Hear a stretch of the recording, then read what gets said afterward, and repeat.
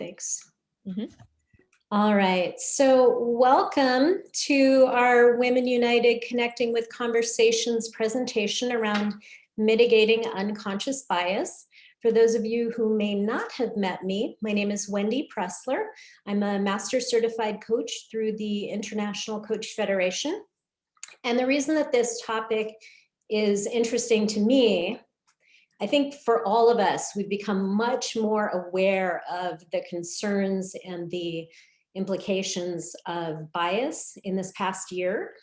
But when I was thinking about it and why it strikes a chord in my heart is that when I first got out of college, I went into high tech. I was living in the Bay Area, and being in high tech in Silicon Valley in my 20s, I was surrounded by men in their 40s and 50s. And I was pretty clear that there was an old boys club and that for them, I was just a pretty face.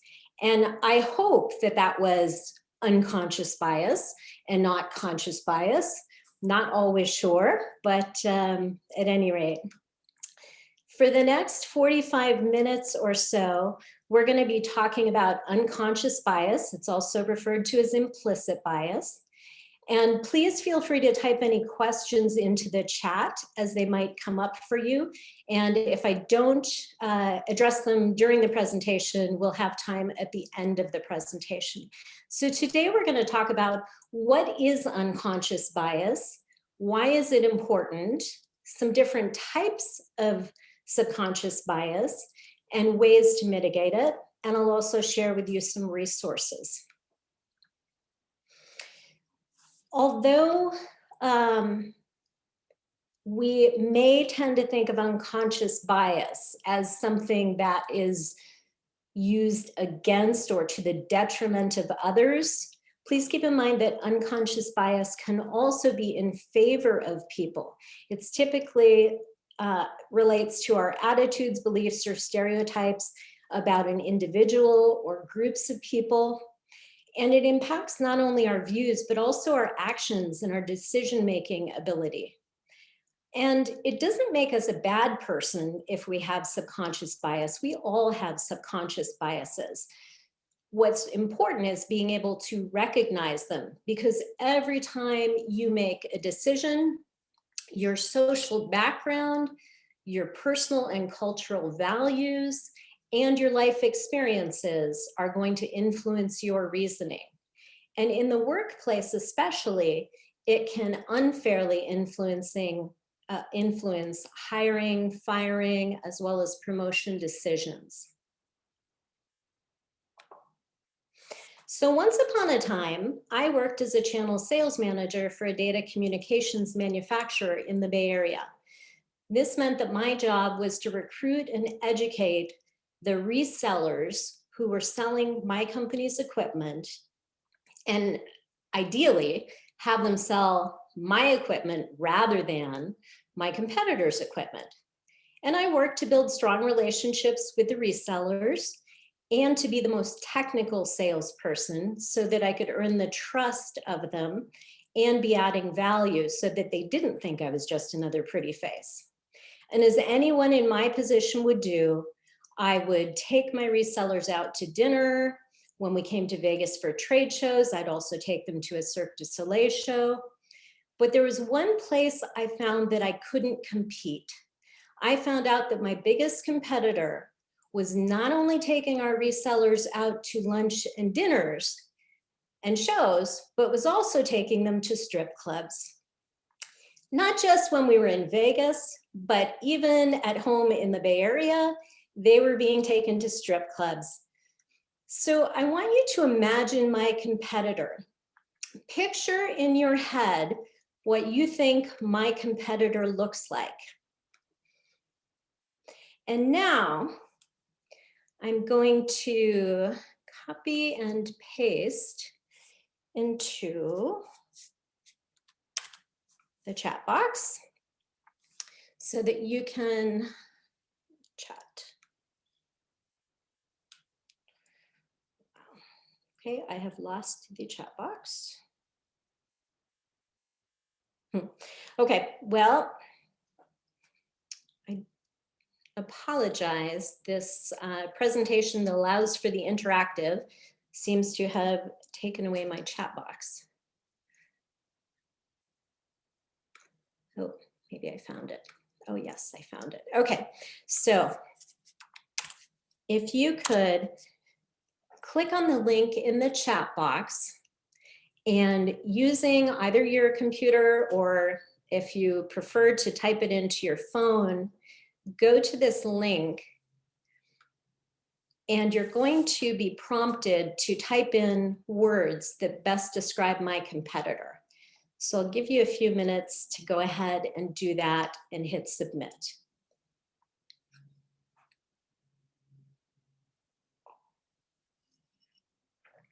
I love this smart.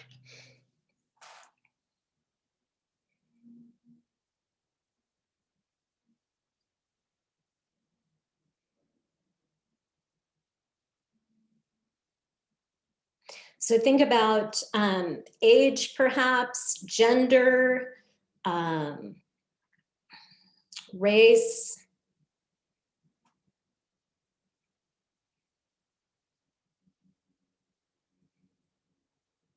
Testosterone Neanderthal, I love it, Roy. White middle-aged male. And as you see with the interactive slides, courtesy of AHA Slides, the more that people type in a single word, the bigger that word is getting. What I'm seeing so far is that male is the largest word, followed by white and middle-aged.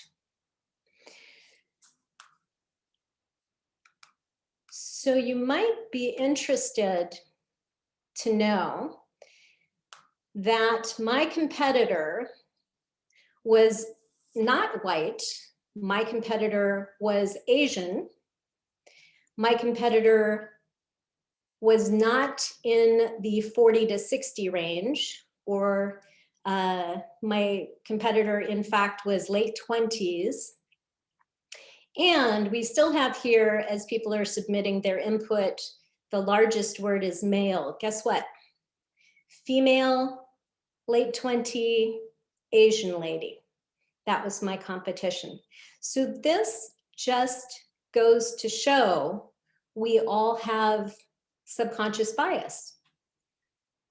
Not good, not bad, but we have it. And it impacts how we think and how we act.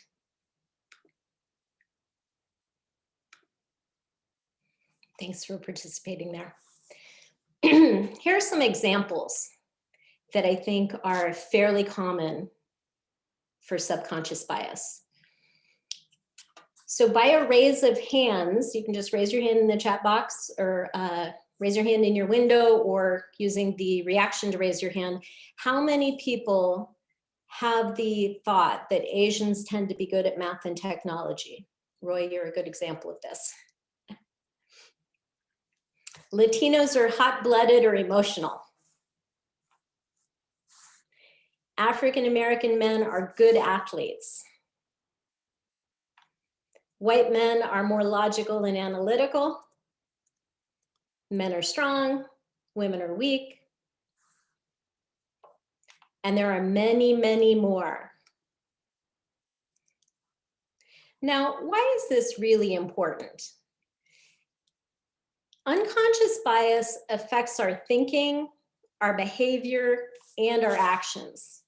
It impacts hiring and promotions, and it contributes to a lack of diversity in the workplace. It accounts for the preponderance of male CEOs. Interesting fact, 51% of the world's population is male. And yet, there are only somewhere around 15 to 20% of business leaders who are women. So if we started with that idea that 51% of men and 49% of the world are women, and let's say in a company, it's the same way, 51% male, 49% female. And if we start with those people in entry-level positions and we apply a 1% bias, over the course of 20 years. Every time there is a decision made about promotions, about people being let go, and things that would impact people deciding to quit, what we end up with after 20 years with just that 1% bias is an organization that has 25% women and 75% male dominance. So it matters.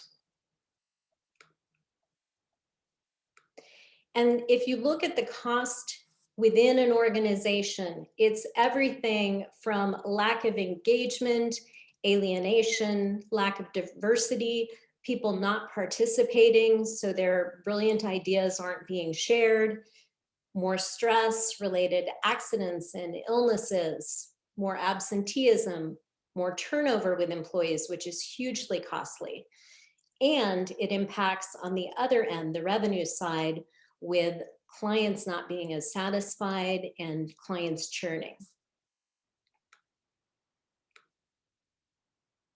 These are some of the types of unconscious bias, and we're going to go through each one of these in more detail. But as we do, I would like for you to think about whether you've been guilty of having one of these biases against others, or whether you have perhaps been at the effect of this kind of bias from other people, as I was in my early 20s as a female. So the first one we're going to talk about is affinity bias. This one's pretty easy to recognize.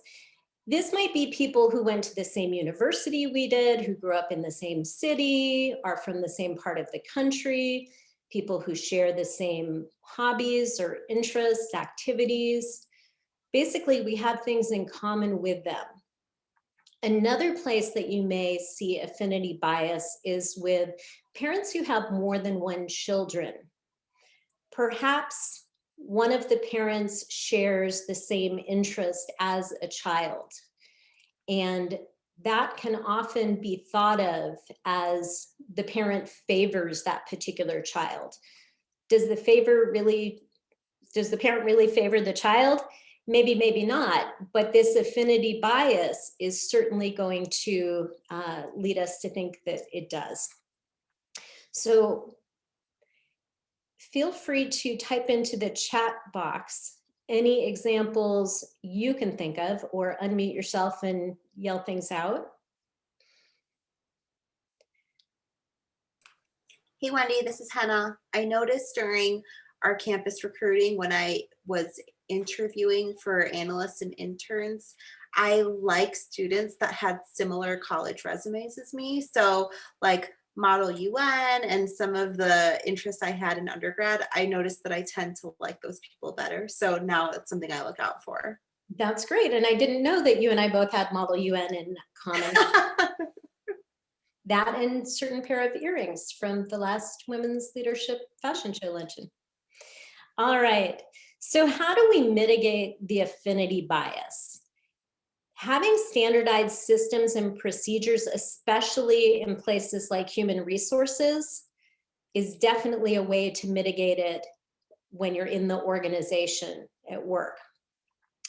And then personally, on an individual level, just think about why you're making a choice. If you have to decide who you're going to call up and invite over for dinner, or over a virtual dinner maybe these days, think about why are you choosing that person. The next one is confirmation bias. And confirmation bias could be a positive or negative first impression. Maybe you met someone and the first time you met, they were constantly swearing or they were rude to someone. And every time you see this person, you're now looking for evidence to back up that first impression. And the challenge with this is it will likely have you ignore evidence to the contrary. So again, how can we mitigate it?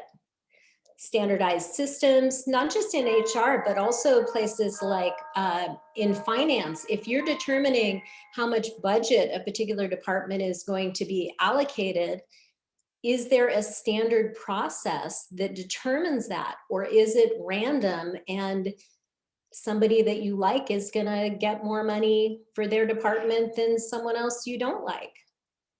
Review all of the data every time you're faced with a decision. Conformity bias, this is especially prevalent with people who might be your superior or people that you respect. So in conformity bias, you're swayed by the opinion of others, you want to fit in, and you are just going along to get along, basically. In her book, Dare to Lead, Brene Brown recommends that in a team meeting, each person write down their idea or suggestion on a Post-it note, and then everyone shares it at once to mitigate the chance that someone won't be willing to be the lone voice, especially when they're low down on the totem pole.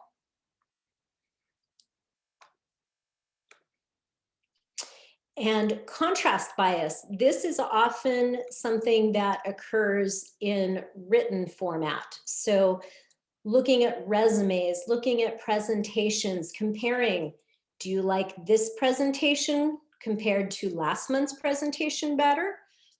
So it's that first impression again, but it's contrasting two things to one another. And again, mitigation, it's about having standardized criteria.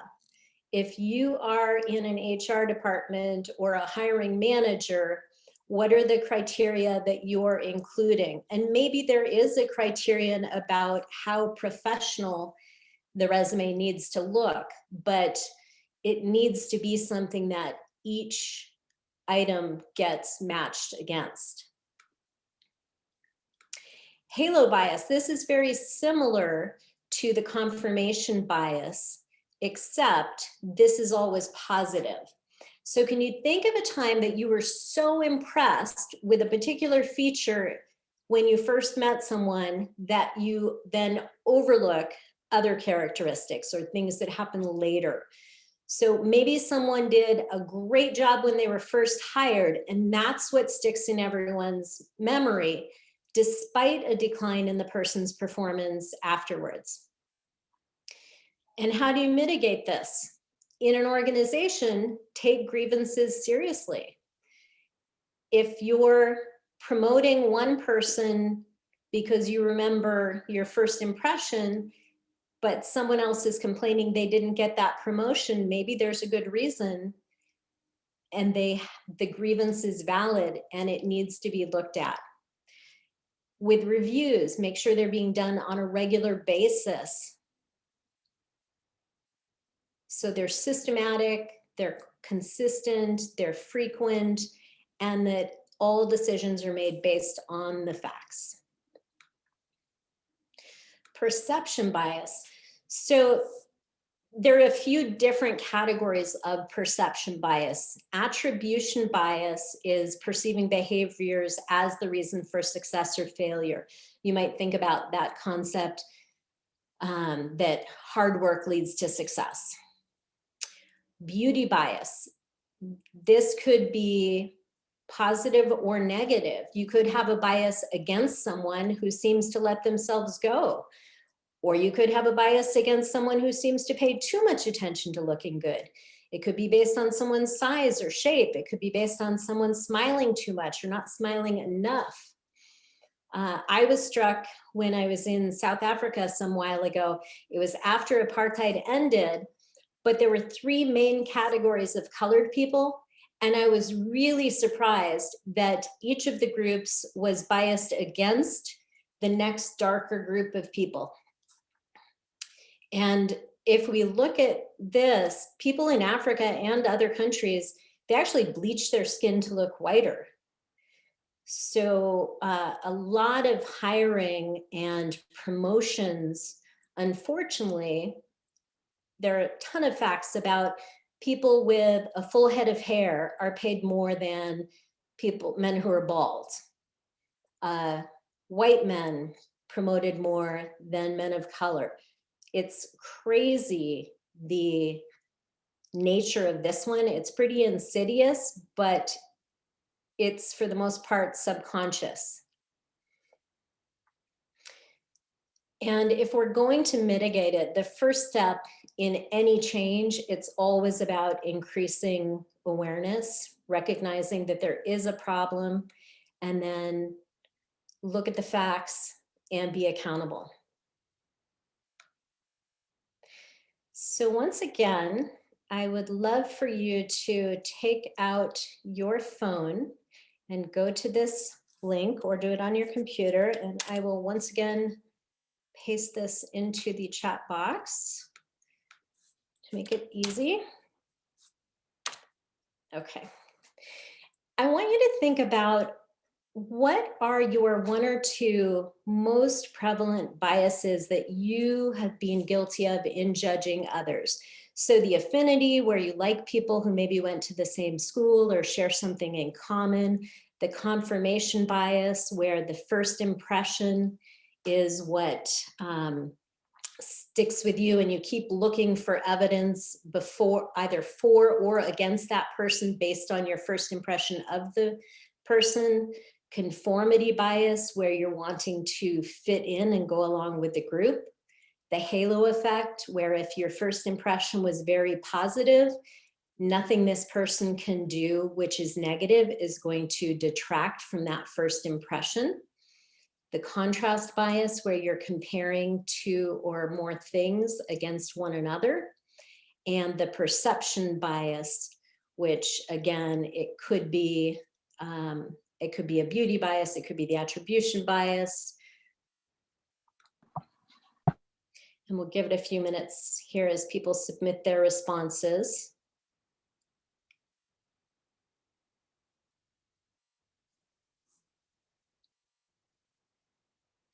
And this again, it's for you judging other people, you having a subconscious bias when you judge other people. So looks like 10 people have said affinity bias. So far that's number one. And halo and perception are tied for number 2. And I can also show this as a percentage. So 34.5% say affinity number 1, and halo and perception at 24%. Great.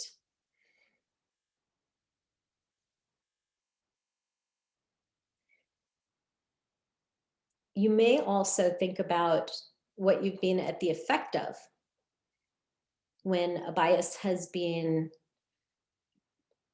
used against you or you've been subconsciously judged by others, and think about which of these you think that came from. So how do we actually address it, both at the individual and the organizational level? If we're going to mitigate it at the individual level, it's going to require an increased awareness. We really need to understand these different types of biases, and we need to practice compassion and patience and empathy. We need to really get curious and try to understand where other people are coming from. And this often means getting a group of people together that is intentionally diverse and then seeking to understand how is it for them. Obviously, another opportunity is something like this, where you've got a facilitated discussion that supports you in deepening your learning. There's also an assessment I'll share with you in the resource section that was done by Harvard, University of Virginia, and University Washington, called Project Implicit, which is a free assessment you can take. At the organizational level, it's really about the standardized systems and processes. People need criterion to be able to overcome a subconscious bias. You can also do things like hiring an independent payroll firm. So people like organizations like ADP or Paychecks, or an HR consultant can support you in having those kinds of systems and processes in place to ensure you're protected and that your employees and your clients are not at the effect of this type of bias going on. You can also be providing trainings and facilitated conversations. And when you're doing an interview, don't just make sure there's one person who's not white. Make sure that it is a truly diverse group of people doing the interviewing. They say that in order to hire a non-white person, you likely need more than one of the interviewers to also be non-white.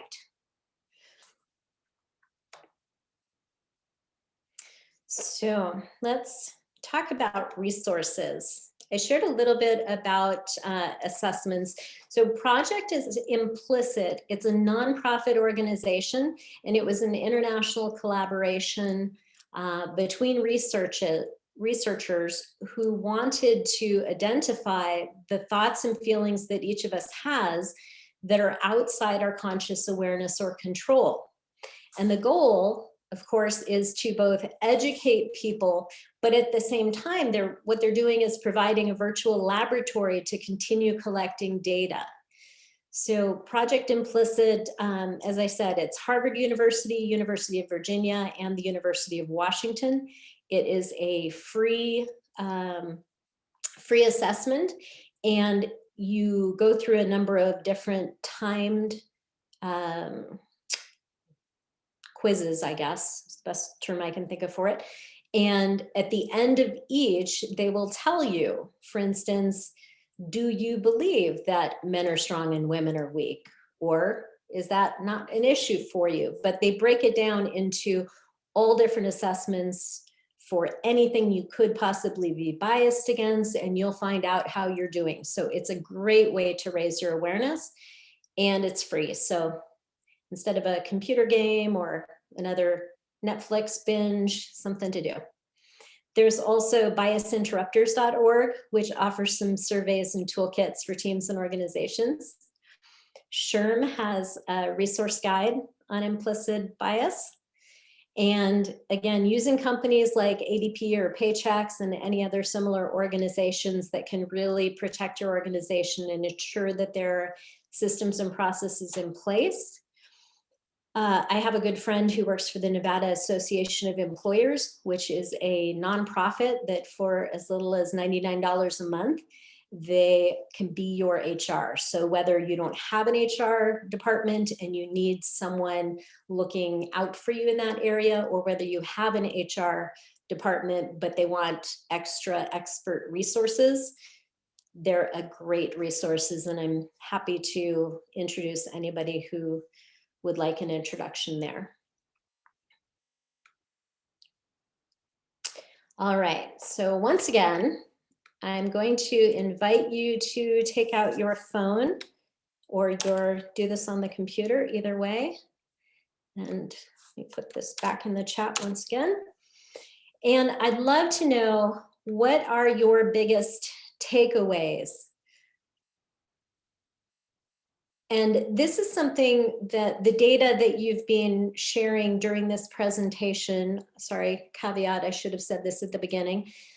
This is data that I can export so that we can know as a group for Women United or United Way, for the people who attended this presentation. I don't know anyone,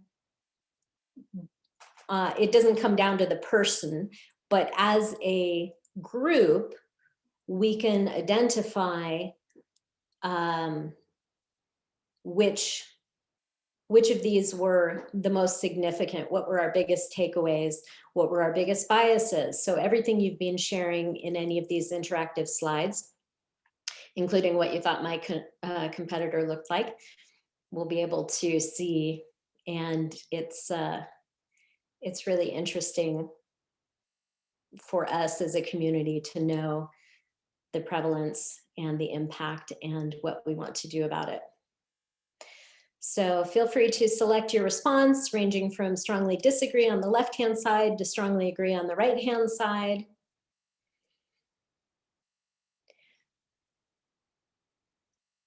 So far it looks like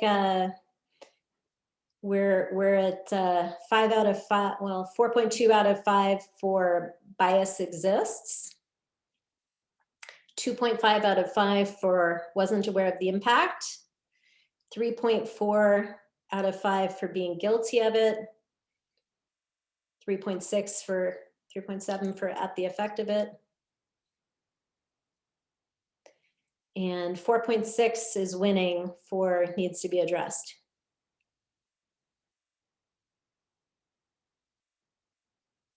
Jean says, I love this moving data visual. That does not surprise me, Jean. I love it too, but it's actually up your alley professionally as well. So we'll just give it a minute and see. Almost tied for bias exists and needs to be addressed. I love it. All right, I'm going to move on to the next slide. And once again, here's an opportunity to participate. And this time the question is, what actions are you willing to commit to mitigate bias personally? And you can select up to 3 actions you're willing to take. I've given you some options at the bottom. It's probably not an exhaustive list, but you could take the Harvard Implicit Project Implicit assessment, increase your awareness, understand the types, discuss it openly, practice empathy, be curious, ensure standardized systems and processes, maximize diversity, take training.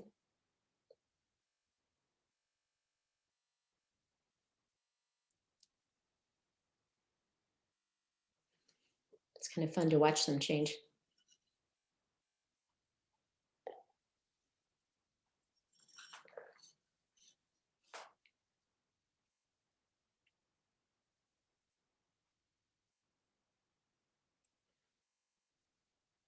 Discuss openly has the lead. Love it.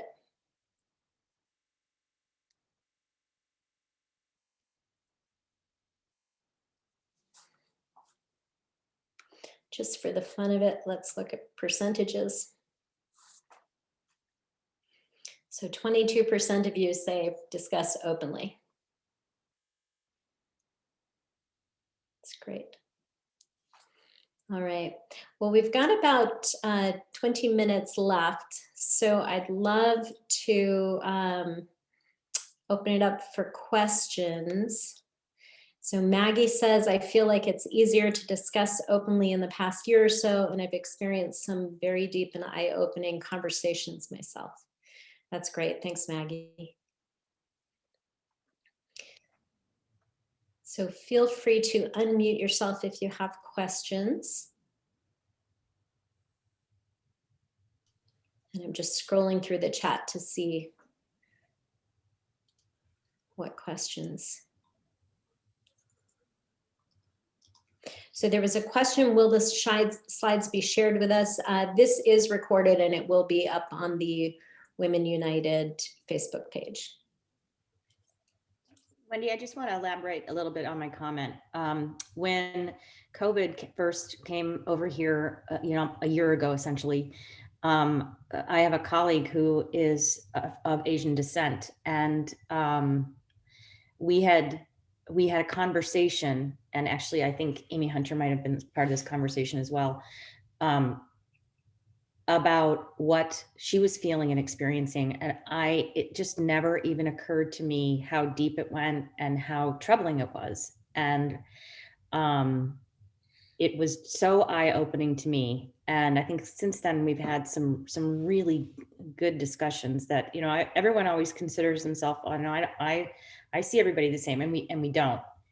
And it was just so, I'm so grateful for having, for all of us sort of having the courage to take the barriers down and talk about what we were feeling and seeing, and looking, really taking it and looking at it from an entirely different perspective.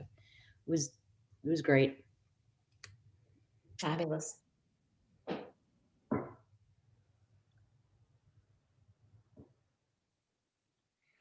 Kelly, Amy is posting a question. Is anyone allowed to join these? Yes.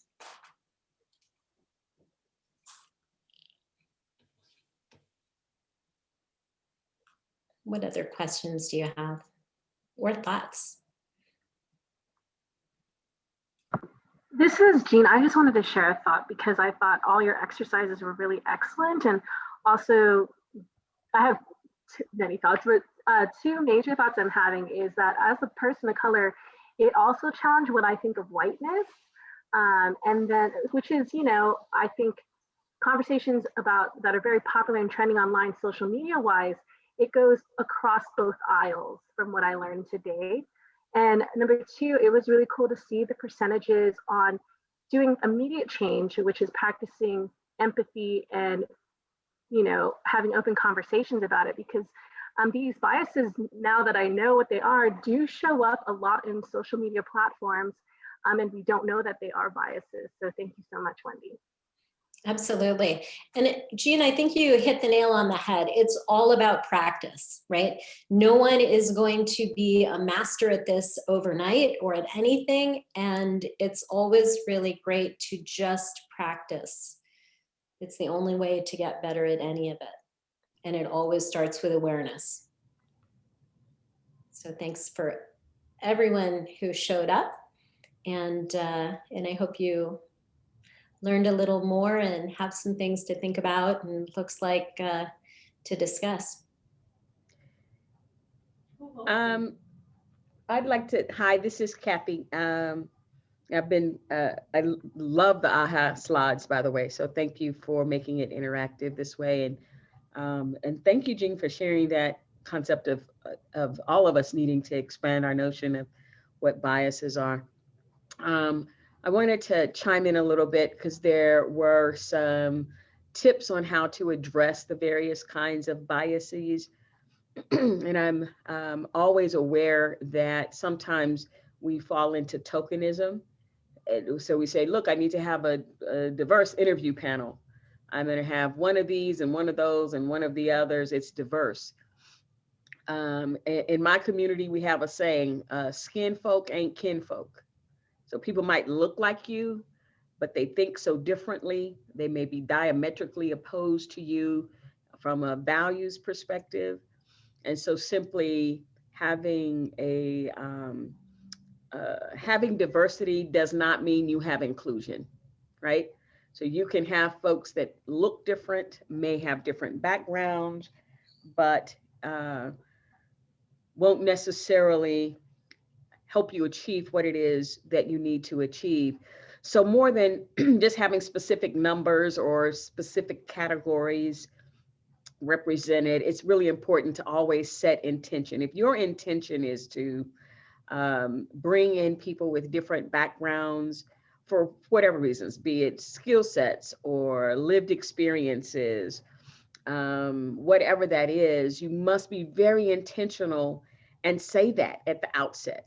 And so sometimes having standardized practices actually feeds exclusion, because you have to be at the very beginning of when the standardization takes place. Oftentimes, I think it was Shirley Chisholm. I need to look this quote up. I'll send it to you. Someone said, if standardization is happening, someone's being oppressed, someone's being excluded. Mm. And the reason is that when you're dealing with humans, there is this intangible something that you have to allow space for.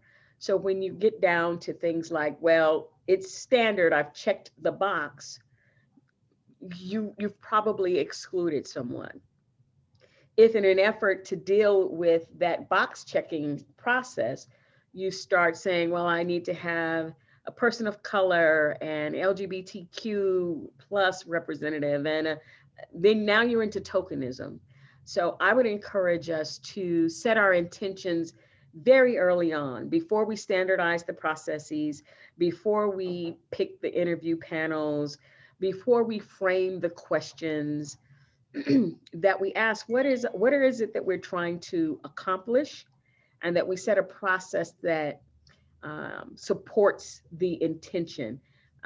Very sensitive to tokenism, because oftentimes those other biases come into play, right? So If I have an affinity bias, I'm going to pick the person who I think looks like me, but they may, this is the example I give, not trying to offend anybody, but if I put together a panel with Ben Carson and Judge Thomas on it, I may have, you know, African Americans, but we don't have the same value system. So what's my intention?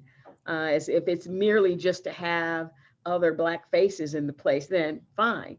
But really, if our intention is beyond merely diversity and we're attempting to achieve inclusion and equity, we have to be much more intentional than just what people sort of look like or what we think they represent. We have to know that they share the values of the mission and what it is we're trying to accomplish. I think that's great. Thanks, Kathy. One of the things I recommend for my coaching clients is that they're scheduling thinking time. So whether that's a couple of hours every Friday afternoon, whether that's a vacation once a month, a long weekend once a month, or, you know, every 6 months taking some serious time and having a thinking vacation where they can really just brainstorm. But even in an organization, that's important. So as Kathy said, with the tokenism, it's not just one of each to check the box, but on a consistent basis, even if there are systems and processes in place, start questioning things, get curious. Why are we doing it the way we're doing it? We've been doing this way forever. That's not a reason to keep doing it, right? So you want to not only have those thinking or brainstorming sessions, but do it in big groups and play devil's advocate, challenge each other, bring in a third party to challenge you if you need to, but make sure you know why you're doing what you're doing and that you're consistently reinventing the wheel. None of this is a one and done, right? So it's always about how can we improve and where can we take it to the next level? If we think we're providing diversity, you know, are we really doing equity? Are we really doing inclusion? Then there's no one end of the spectrum and one other end of the spectrum. There's always room to improve. So thanks, great comments, Kathy. Other questions, comments, thoughts? I do want to make sure credit goes to Ahat's slides for the interactive and fun portion of this. Wendy, this is Hannah. I'm not sure if it's a question or a comment, so let's find out as I spit this out. So I think it's important that I know about bias and that I'm thoughtful so that I am not biased against other people. But when it comes to people being biased against me, I work very hard to toe the line, right? I always have. Like when you were talking about the beauty bias, I tend to smile a lot and I think about like, should I not do that? I don't want people to think that I'm too into my looks. I don't want people to think I've let go. Like I've always tried to like, you know, I'm Pakistani, but I don't want to seem too foreign because I don't want people to be uncomfortable. Even when you think about my kids' names, they're Muslim names that are somewhat anglicized so that they don't have that discriminatory not callback. And I think that I have to think a little bit about what does it mean to toe that line? Do I have a part in continuing to perpetuate bias, and should I conduct myself a little bit differently? So I have no idea what the answer is, but it's a really interesting question that this presentation has brought up for me. So I appreciate it, Wendy. I love it. Yeah, and I would look at what's authentic for you. Are you twisting yourself into a pretzel to not be at the effect of other people's bias, or not, you know, have your kids be at the effect of other people's bias? Yeah, I'll have to think about that. So just appreciate the conversation. This has been really fascinating. That's great.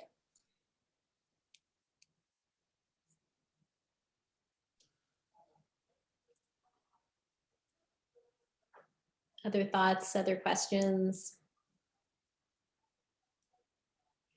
Well, I definitely appreciate everyone's time. I'm not going to keep you here an extra 9 minutes till the end of the hour just for the sake of it. So go jog around the house, get some exercise, get some water, whatever you need to do before your next thing. And Julia, I did see your message. I'll shoot you an email. Thanks, everyone. Thank you. Very good. Thanks.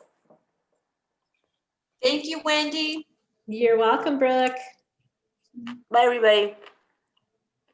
Thank you.